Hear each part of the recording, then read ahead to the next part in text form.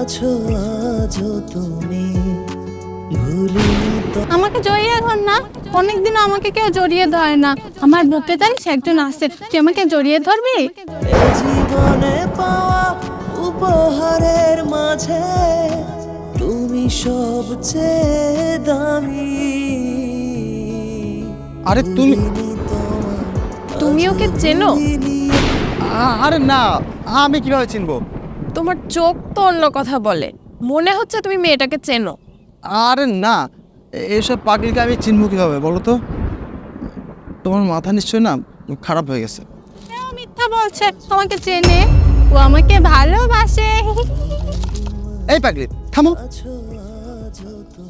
আমার ওয়াইফ আছে, আমি তোমাকে ভালোবাসতে যাবো কেন?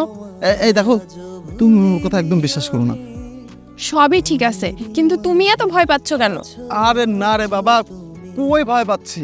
ওই যে ঘামতেছ, দেখতেই তো পাচ্ছি।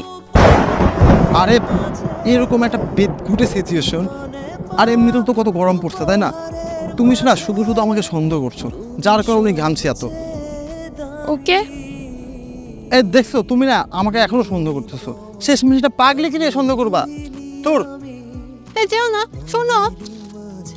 আরে আছো আজও তুমি হ্যাঁ হ্যাঁ, এই তো শেষ শার্টটা, সেই ঘামের গন্ধ।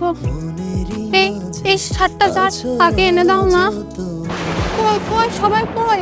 কেউ কে আসো, একে এনে দাও না, একে এনে দাও না। দেখো তুমি কি লাগালে বলো তো আমাকে? 2 দিন আগে মেয়েটারে নিয়ে ঝামেলা পাকাইলা, আবার বাসাতে নিয়ে যায় আমার শার্টের গন্ধও শুকাইলা, মানে চাওটা কি বলো তো? পাগলটারে নিয়ে কি লাগাইছো? ও তোমার এক্স ছিল। হ্যাঁ ছিল, হইছে ছিল, হইছে ছিল, হইছে।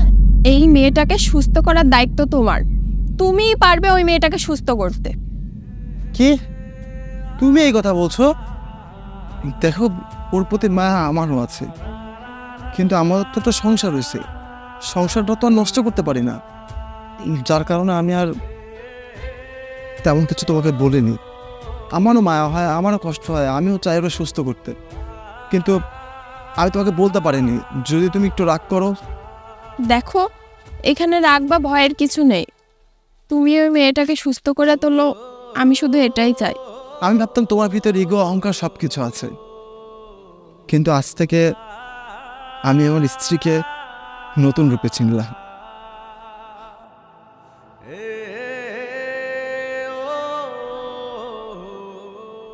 দেখো, আমাকে তোমরা মাফ করে দাও, তোমাদের সংসারের মধ্যে আমি আসলে ঢুকে পড়েছি। না বোন, এমন বলছো কেন? আসলে তোমাদের মধ্যে তো আমি ঢুকে পড়েছিলাম, তোমার মানুষটাকে আমি ছিনিয়ে নিয়ে চলে আসছিলাম। ভাগ্যিস তুমি সুস্থ হয়েছো, না হলে এই অভিশাপ তো আমাকে সারা জীবন টেনে নিয়ে বেড়াতে হতো। দেখো, আসলে দোষটা না তোমাদের কারণ না, দোষটা আসলে আমার। আমি আমার পরিবারের কথা শুনতে যেয়ে, বাবার কথা রাখতে যেয়ে তোমাকে বিয়ে করতে হয়েছে।